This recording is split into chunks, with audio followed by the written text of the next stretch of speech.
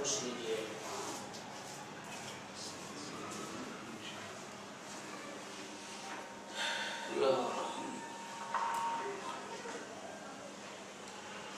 بسم اللہ الرحمن الرحیم نحمدہ ونصلی ونسلم علی حبیبہ الکریم العزیز الرؤوف الرحیم اما بعد فاعوذ باللہ من الشیطان الرجیم بسم اللہ الرحمن الرحیم کئی لا یکون دولة بین الاغنیاء منکم وما آتاکم الرسول فخذوه وما نهاكم عنه فانتهوا واتقوا الله ان الله شديد العقاب صدق الله العظيم. الصلاة والسلام عليك يا حبيبي يا سيدي يا رسول الله صلی اللہ تعالی علیہ وسلم. سورہ حشر کی آیت نمبر 60 آخری آیت میں نے چھوڑ دیا تھا. آخری آیت کا کچھ حصہ آیت نمبر 60 کا کچھ حصہ وہ اس لیے چھوڑا تھا. اس میں ایک بڑی امپورٹنٹ بات تھی. میں نے اللہ کے رسول صلی اللہ علیہ وسلم کے بارے میں یہ آیت کریمہ کے ذریعے سے کچھ مخالفین دھیان دیجیے گا. پہلے ترجمہ سن لیجیے آپ کو مزہ آ جائے. یہ جو بھی یہودیوں کی طرف سے مال آئے وہ کسی ایک کے لیے نہیں، ہر ایک کا حصہ ہے. اس میں یہ خصوصی بات تھی اس آیت میں. اللہ اس کے رسول کا 5واں حصہ نکال دو. 5ویں حصے کے بعد مہاجرین اور انصار دونوں کو تقسیم کر لے. رسول پاک نے مہاجرین کو ترجیح دیا، انصار نے کوئی آبجیکشن بھی نہیں کیا، بلکہ کبھی ایک مرتبہ آبجیکشن کا پہلو آیا بھی تھا تو آقا علیہ السلام نے فرمایا کیا تم پسند کرتے ہو یا کیا تم پسند نہیں کرتے ہو کہ مہاجرین مال لے کر جائیں اور تم رسول پاک کو لے کر جاؤ. تم رسول اللہ کے ساتھ جاؤ، وہ مال لے کر جائیں، دل کو تسلی دینے کے لیے، ڈیوائڈ کرنے کے لیے. تو وہ بولے ہم خوش ہیں، اللہ کی تقسیم، رسول پاک کی تقسیم میں ہم خوش ہیں. تو گزشتہ بات تھی یہ حصے اس لیے کہ کچھ مال ایسے بھی ہوتے تھے جو بے محنت کے ہوتے اور کچھ مال ایسے جو محنت کے ہوتے. تو محنت میں ایکولی کا تصور ہوتا تھا نا.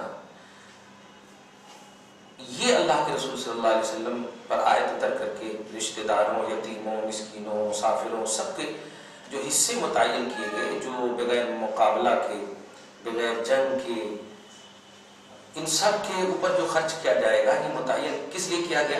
کیونکہ شروع میں یہ ایسا ہوتا تھا کہ جو مالدار ہوتے تھے وہ پورا لے لیتے تھے اور تھوڑا بہت مطلب یوں سمجھے نا 1 روپے میں 15 آنا مالدار لے لیتے تھے اور 4 آنے میں 100 آدمی کو بانٹتے تھے، جس کو دھاندلی بولیے آپ. ایسا ہوتا آج بھی نہیں دیکھا. بینک آج کی بینکنگ کا تو یہی ہوا. پیسہ ذرا سی ڈالے اے ٹی ایم میں، ڈالنے والا خود سب کو فون کر دیتا اپنے مخصوص لوگوں کو، سب نکال کے چلا جاتا. تو ایسے ہی تھوڑی دھاندلی ہوتی تھی. تو اللہ پاک نے متعین کر دیا کس کو کتنا ملے گا. بنی ہاشم کو ملے گا، اقربا کو ملے گا، ابن سبیل کو ملے گا، مسافر کو ملے گا، مسکین کو ملے گا، سب کو متعین کر دیا. اب جو ہے مالدار لوگ کی بانٹ لگ گئی، آپ کی مسئلہ خراب ہو. ایک تو یہ بات ہوئی کہ عدل کا درس دیا اللہ پاک نے رسول پاک کے ذریعے سے. ایک بات. دوسری سب سے امپورٹنٹ بات یہ بتائیے اس آیت کریمہ میں علم کا تذکرہ ہے یا مال کا تذکرہ ہے؟ آپ ابھی کیا سنیں، مال بانٹنے کی بات آئی تھی یا علم بانٹنے کی؟ علم کی بات ہے. نہیں، رسول پاک نے جو صحابہ میں، مہاجر یا انصار میں جو بانٹنے کی بات آئی یہ مال بانٹنے کی بات ہے. دھیان دیجیے گا، میں یہ بتانے جا رہا ہوں کہ کچھ لوگ کہتے ہیں، بخاری شریف میں ایک حدیث ہے، انما انا قاسم واللہ یعطی. نبی فرماتے ہیں میں تقسیم کرتا ہوں اللہ کی نعمتوں کو اور اللہ مجھے نعمت عطا کرتا ہے.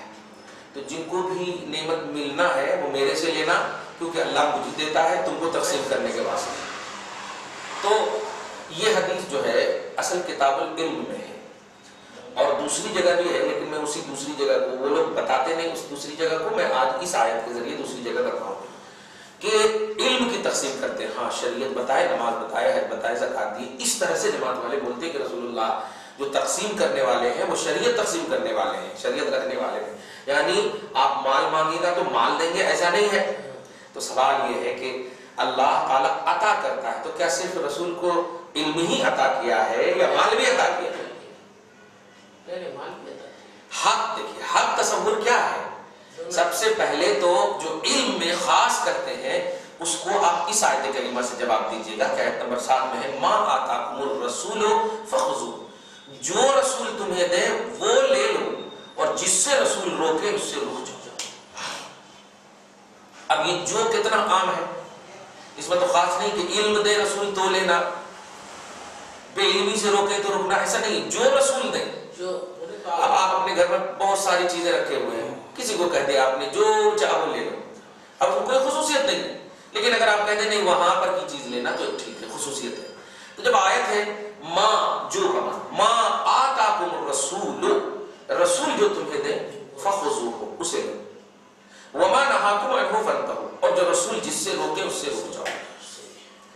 اب کوئی یہ کہنا کہ نہیں رسول اللہ، اس آیت کریمہ کا مطلب علم رسول اللہ نے دیا، نماز دیا، تو یہ آیت کے مطلق ہونے پر اطلاق پر قید لگانا ہے، یعنی یوں سمجھے انکنڈیشنلی آیت پر کنڈیشن متھوڑنا۔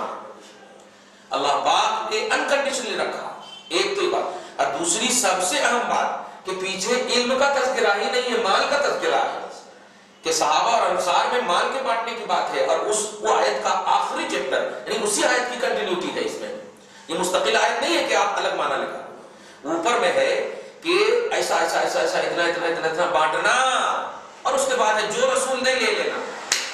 تو اس کا صاف مطلب یہ ہوگا جو مال رسول دے، جو مال رسول دے، جتنا مال رسول دے لے لینا۔ لہذا اس آیت کریمہ میں علم کو خاص کرنا اور بخاری کی اس حدیث کو ایڈ کرنا یہ بالکل جہالت ہے، اور قرآن کے مطلق ہونے پر تقیید ہے، یعنی قید لگانا ہے، انکنڈیشنلی حکم کو کنڈیشنلی بنانا ہے، جس کو اللہ کے علاوہ اور رسول کے علاوہ کسی کو اختیار نہیں ہے۔ کسی بھی قرآن کی آیت پر کنڈیشن لگانا یہ اللہ رسول کے علاوہ کسی کو اختیار نہیں، سمجھ رہے نا؟ تو اب یہ آیت کریمہ سے سب سے امپورٹنٹ عقیدہ آپ کو ملا، جب کہیں پر بھی آپ کو آئے کہ جو رسول دے لے لو، اس میں یہ نہیں فرمایا کہ مطلب یہ کہ ابھی رسول دے تو لو، بعد میں نہیں لینا، جو رسول دے۔ اس میں دوسرا پہلو میں بتا رہا ہوں نبی کے بارے میں، ما آتاکم الرسول، رسول جو دے لے لو۔ میں یہ عقیدہ بتانے جا رہا ہوں کہ آج جو امت رسول اللہ سے مانگتی ہے یا رسول اللہ المدد، سرکار کی بارگاہ یہ جا کر مانگے یا دور سے مانگے، جو مدد مانگتی ہے، تو کیا یہ مدد مانگنا توحید کے خلاف ہے؟ یاد رکھیے جو چیز شرک ہوتی ہے وہ کبھی بھی توحید نہیں بنتی، وہ شرک ہی ہے، کبھی توحید نہیں۔ جیسے بت پرستی شرک ہے، کسی بھی حال میں وہ عبادت خدا نہیں ہو سکتی۔ تو شرک کا جس پر ٹھپا ایک مرتبہ پڑ جاتا، اب اس پر کسی بھی حال میں توحید کا ٹھپا نہیں پڑ سکتا۔ تو اگر رسول اللہ سے مانگنا شرک ہوتا تو رسول کے ظاہری زندگی میں بھی یہ آیت نہیں اترتی، اگر وہ کہہ رہے ہیں کہ نہیں یہ رسول اللہ کی 63 ایئرز تک ہے بس۔ تو سوال یہ ہے کہ اللہ نے کہا 63 ایئرز میں مانگو، تو پھر تو ہو گیا نا کہ جو چیز اللہ سے تم لے سکتے ہو، صحابہ کرام اس نہیں لے سکتے تھے اللہ سے۔ سوال یہ، جبکہ وہ تو ڈائریکٹ اللہ پاک کی بارگاہ میں اگر غور کریں تو، کیونکہ ہم تو 1400 برس کے بعد ہیں، ہمارا تو کوئی وجود ہی نہیں خدا کی بارگاہ میں، وہ تو نبی کے ذریعے سے ایک ہی واسطے سے اللہ تک پہنچ رہے ہیں۔ تو وہ بلکہ ہونا یہ چاہیے کہ رسول کے زمانے والے اللہ سے مانگنا اور بعد والے رسول اللہ سے مانگنا، ایسا ہونا چاہیے۔ لیکن یہاں پر آیت کریمہ یہ اس لیے میں بول رہا ہوں کہ جو لوگ یہ کہتے ہیں کہ نہیں صرف رسول اللہ کے ظاہری زمانے تک ان سے مانگ سکتے تھے، یا پھر قبر پر جائیں گے، رسول کے روضے پر جائیں گے تو وہاں پر الصلاۃ والسلام علیہ یا رسول اللہ یا کہہ کے پکار سکتے ہیں، وہ لوگ بہت بڑی جہالت میں قرآن کے انکنڈیشنلی پہلو پر کنڈیشن لگا رہے ہیں، جو کسی بھی امتی کو حق حاصل نہیں ہے۔ کسی بھی امتی کو ایڈیٹنگ کرنا قرآن میں کسی کو حق حاصل نہیں۔ قرآن سمپل انداز میں، عام انداز میں کہہ رہا ہوں، ما آتاکم الرسول، تو صاف کہا، یہ نہیں کہ ما آتاکم الرسول ظاہر فی الحیات، ما آتاکم الرسول الان، یہ بھی نہیں کہا، ما آتاکم الرسول اليوم، ابھی یا آج یا ظاہری، نہیں، رسول جو تمہیں دے کلمہ کیا ہے ہمارا؟ وہی تو کلمہ ہے، لا الہ الا اللہ محمد الرسول اللہ۔ اس میں بھی کوئی ڈیوائڈ نہیں ہے کہ کل کلمہ تھا کہ نہیں 63 ایئرس میں والے اس طرح پڑھیں اور بعد والے اس طرح پڑھیں، ایسا نہیں ہے۔ وہی کلمہ لا الہ الا اللہ، نہیں ہے کوئی معبود اللہ کے سوا، محمد اللہ کے رسول ہیں۔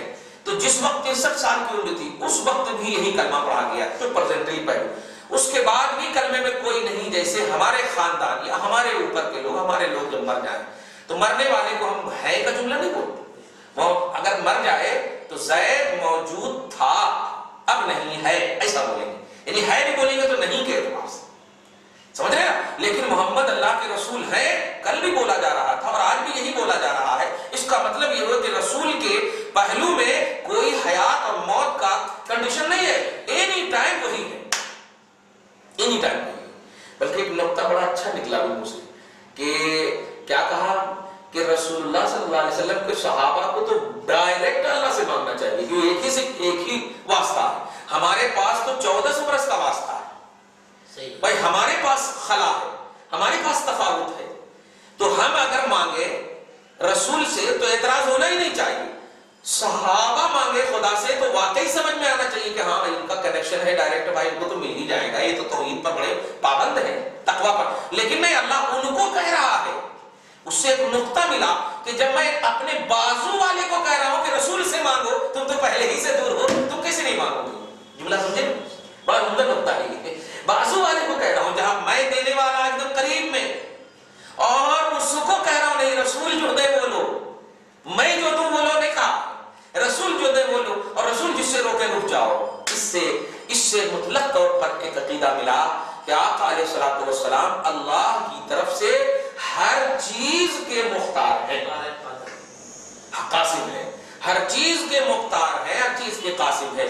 چنانچہ ملا علی قاری نے بڑی اچھی بات کہی ہے مشکات کی شرح میں، بڑی اچھی عمدۃ القاری میں ایک حدیث مجھے ملی، وہ یہ ہے کہ قاسم نعمت کا مطلب کیا ہے؟ تو جواب ملا دینی نعمت ہو یا دنیاوی نعمت ہو، دونوں کو رسول اللہ تقسیم فرماتے ہیں۔ القسمت الدنیا القسمت الدینیہ، دونوں کو رسول اللہ تقسیم کرتے ہیں، اور کئی مثال دیا دونوں کو کیسے۔ ابو بکر فی الجنہ، یہ کون سی نعمت ہے؟ یہ دینی نعمت ہے، دینی نعمت ہے نا، دینی نعمت ہے، اخروی نعمت ہے، اور مال و دولت یہ دنیاوی نعمت ہے۔ ابو ہریرہ کو کھلا رہے ہیں، پلا رہے ہیں، دودھ پلا رہے ہیں، دنیاوی نعمت ہے کہ دودھ پلانا دنیا کی چیز ہے نا، دنیا کی نعمت۔ تو رسول اللہ کئی ایسی حدیثیں وہاں پر انہوں نے پیش کیا ہے کہ رسول اللہ دینی نعمت بھی عطا کرتے ہیں اور دنیاوی نعمت بھی عطا کرتے ہیں۔ صحابہ کرام کتنا اس پر عمل کیے، آپ ذرا دیکھیے، 7 دن تک ہو جاتا تھا اور فاقہ کشی ہوتی تھی، اور رب سے نہیں مانگتے تھے، سرکار سے مانگتے یا رسول اللہ، بلکہ کبھی کبھی تو راستے میں بیٹھ جاتے تھے، حضرت ابو ہریرہ کی وہی روایت ہے، اور راستے میں بیٹھ جاتے تھے۔ میں پوچھتا ہوں مسجد میں جا کر کیوں نہیں بیٹھے؟ اللہ تعالیٰ کو بولتے دے دیتا اللہ تعالیٰ، کیونکہ آپ کا تو ڈائریکٹ کنیکشن اللہ کے رسول نے کر دیا ہے نبی کے واسطے سے۔ لیکن نہیں، اللہ کے رسول کے صحابہ اس آیت کریمہ کو سمجھ رہے تھے کہ رب نے کہہ دیا ہے رسول سے مانگنا، یہی توحید ہے۔ رب نے جب کہہ دیا ہے رسول سے مانگنا تو یہی توحید ہے، کیونکہ رب کی بات کو ماننا ہی تو توحید ہے۔ ہم کنڈیشن نہیں دیکھیں گے کہاں کیسے کیوں، رب نے کہا کہ رسول سے مانگو، بس یہی حکم خدا کی اطاعت ہوگی۔ لیکن افسوس ہوتا ہے نہیں 63 سال کے بعد رسول سے نہیں مانگنا، کیوں مانگے تو شرک ہو جاتا ہے۔ مجھے افسوس ہوتا ہے کہ ان کا لاجک کتنا کمزور ہے۔ شرک کا مفہوم اینی ٹائم کو چاہتا، جیسے توحید کا مفہوم اینی ٹائم، ایک اللہ ہمیشہ اللہ، صحیح ہے، کبھی تو نہیں، کفوا لم یکن لہ کفوا احد، اس کا کوئی شریک ہو ہی نہیں سکتا۔ متخذ صاحبہ، نہ وہ بیوی بنایا ولا ولدا، اور نہ بیٹا بنایا، کیونکہ ساتھی ہونے کے لیے تو سب سے بڑی چیز ہے بیوی، اور بیوی کے بعد اولاد۔ اللہ پاک نے بیوی بھی نہیں بنایا، اولاد بھی نہیں بنایا، تو ساتھی کون ہوگا اس کا؟ تو اب جب ایک اینی ٹائم توحید اینی ٹائم، تو توحید کا اپوزٹ بھی اینی ٹائم ہوگا نا، توحید کا اپوزٹ بھی اینی ٹائم ہوگا۔ تو سوال یہ ہے 63 سال کے بعد رسول اللہ سے مانگنا شرک کیسے ہو گیا، اور 63 سال تک مانگنا توحید کیسے ہو گیا؟ یہ کتنی بڑی مطلب بے وقوفی اس وقت ہے۔ ہاں، اب جب یہ آیت تک سمجھ گئے تو اس آیت کے بعد ہم بتاتے ہیں کہ رسول اللہ کی اختیار کے بارے میں کتنی آیت ہے، وہ آپ اس میں بھی دیکھیں گے، مگر یہاں میں بتا دیتا ہوں۔ کتنی آیت ہے کہ رسول اللہ صلی اللہ علیہ وسلم مختار ہے. ہاں انبیاء رشد و ہدایت کے بھی ہیں مختار. سورہ حشر میں دیکھیں آیت نمبر 7 یہ ہے, اور سورہ صاد کی آیت نمبر 22, صاد پارہ نمبر 23 میں, صاد آیت نمبر 22 میں, اور سورہ اعراف کی آیت نمبر 188, 3 ہو گئی دیکھیے گا, اور سورہ توبہ کی آیت نمبر 59, سورہ توبہ کی آیت نمبر 59 4 ہو گیا. پھر سورہ توبہ ہی میں 74 5 ہو گیا, دھیان دیتے جا رہے ہیں آپ. اور سورہ نساء کی آیت نمبر 64 6, سورہ نساء کی آیت نمبر 65 مالک حاکم 8 7, واہ واہ. ہاں تو اس میں نے 7 آیتیں قرآن پاک میں, کیا سورہ حشر آیت نمبر 7, سورہ صاد آیت نمبر 12, اوکے ہاں نہیں 22, اور سورہ اعراف آیت نمبر 188, سورہ توبہ آیت نمبر 59 اور 74 2 جگہ, اور اسی طرح سورہ نساء 64 اور 65. اب اس کو آسان یاد آ گئی. سورہ حشر میں 7 ہو گیا, سورہ صاد میں 22, سورہ توبہ میں 59 اور 74, اور پھر سورہ نساء میں 64 اور 65, سورہ اعراف میں 188. ایک دم صاف ہے کہ رسول پاک مختار ہے. خیر ہم صرف اس آیت کریمہ سے اس سے ریلیٹڈ ہم کیے ہیں. تو قرآن حدیث بخاری, دھیان دیجیے, حدیث بخاری میں جو انما انا قاسم کہا گیا ہے کہ وہ باب العلم میں ہے, وہ اب اس کی وضاحت سنیے کہ رسول اللہ صلی اللہ علیہ وسلم, علم ایک ایسی چیز ہے جو تمام دولتوں پر افضل ہے. دھیان دیجیے گا, اب اس کی توضیح کر رہا ہوں میں. وہ علم ایسی چیز ہے, کیوں؟ اس لیے کہ دیکھیے فرشتوں پر فضیلت آدم کو علم کی بنیاد پر ملی, کہ فرشتوں کو کہا تو بتا ان کا نام, تو بتا نہ سکے, اللہ نے آدم کو علم دیا تو بتا دیے. تو آدم علیہ السلام کو فرشتوں پر فضیلت علم کی بنیاد پر ملی.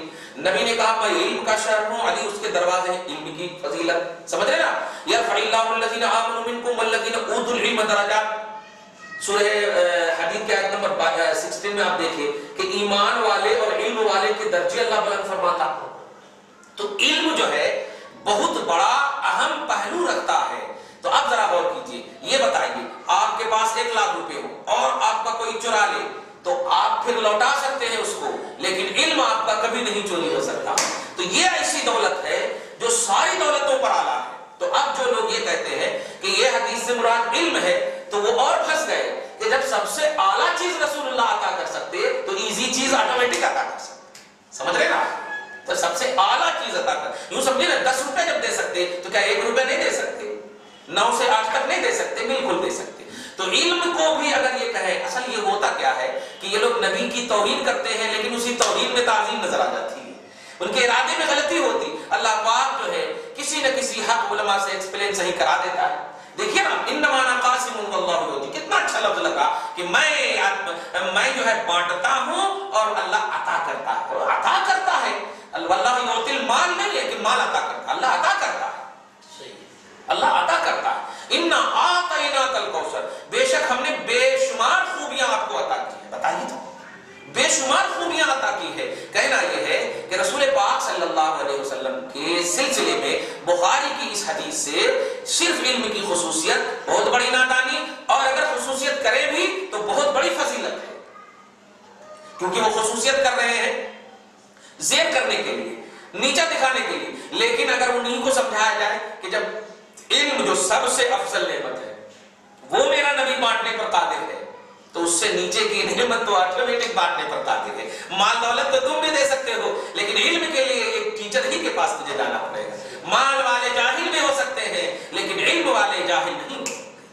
سمجھ رہے نا, تو سب سے بڑی نعمت ہے. آدم کو اسی بنیاد پر فضیلت ملی. کتاب العلم آپ دیکھیں خلاصہ. اور دوسری بات, بخاری شریف کتاب الصلاۃ اور کتاب الشروط اور کتاب الجہاد میں بھی یہ حدیث ہے.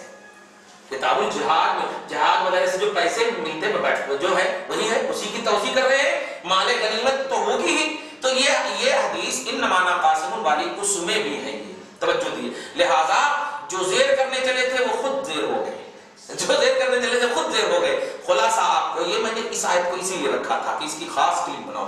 ما آتاکم الرسول فخذوہ, جو تمہیں رسول دے لے لو. اور جس سے تجھے رسول روکے رک جاؤ۔ نماز کی حالت میں رسول اللہ نے بلایا، حضرت ابی بن کعب نہیں گئے، نماز مکمل کرنے کے بعد رسول اللہ نے ڈانٹا، کیوں نہیں آئے میرے پاس؟ کہا یا رسول اللہ نماز میں تھا، تو آیت پڑھ کر بتایا سورہ انفال کی آیت نمبر 24 کہ اے ایمان والو جب رسول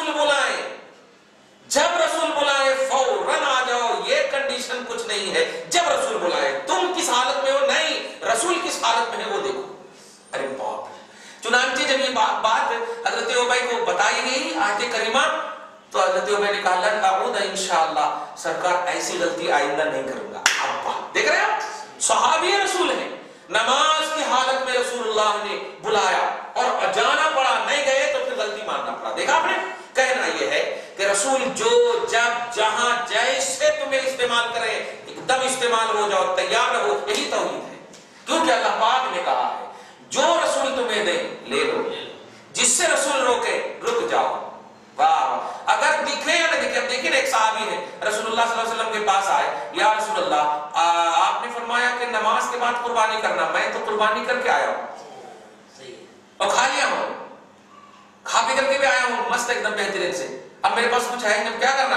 اب ثواب نہیں ملتا۔ کہا رسول اللہ ایسے سوچ ہی رہے تھے، کہا ذرا سوچ کے بولو کچھ بھی، تو کہا کہ 6 مہینے کا ایک بچہ ہے میرے پاس، اور آپ نے کہا 1 سال ہونا، چھوٹے جانور کے لیے 1 سال ہونا، لیکن سرکار وہ دکھتا ہے اچھا، تو آپ نے فرمایا جا تیرے لیے جائز ہے، دوسرے کے لیے جائز نہیں ہے۔ ابا دیکھا دے رسول کا اختیار، تو جو رسول کہہ دے، اب بازو والا نہیں بول سکتا ارے ان کو دیے تو میں بھی کرنا، میں کہیں کو نہیں کرنا، نہیں، یہ تم کو اختیار نہیں ہے، یہ رسول کا اختیار ہے، اللہ نے دیا ہے کہ رسول جو جس کو کہے مان لو، رسول جو جس کو کہے رک جاؤ تو رک جاؤ۔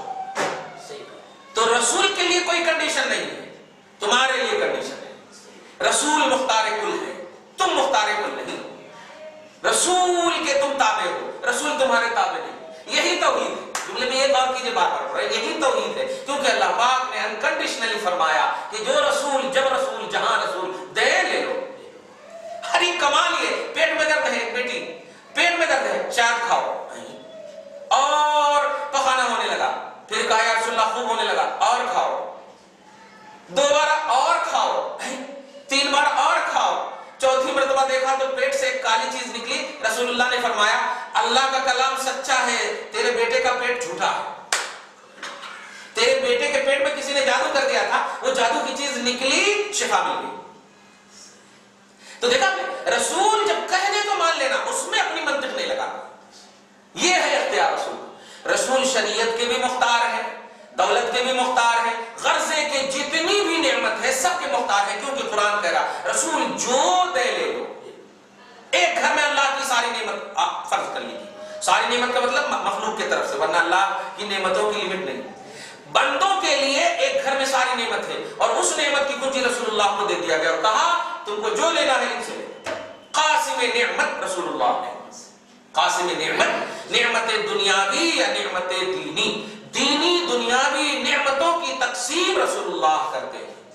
رب ہے معطی، امام اہل سنت نے کہا رب ہے معطی، معطی بولے تو عطا کرنے والا، رب ہے معطی، یہ ہے قاسم، دیتا وہ ہے دلاتے یہ ہے، سبحان اللہ، دیکھ رہے دیتا وہ ہے دلاتے یہ ہے، کتنی اچھی بات ہے، دیکھ رہے دیتا وہ ہے دلاتے، رب دیتا ہے دلاتے یہ ہے، سبحان اللہ، سمجھ رہے؟ خیر دعا ہے پروردگار عالم رسول پاک صلی اللہ علیہ وسلم کے اختیارات تامہ کاملہ کو سمجھنے کی توفیق کامل نصیب فرمائے، آپ کے عظیم اختیارات دینی اور دنیاوی سے ہم سب کو بھی فیضیابی عطا فرمائے۔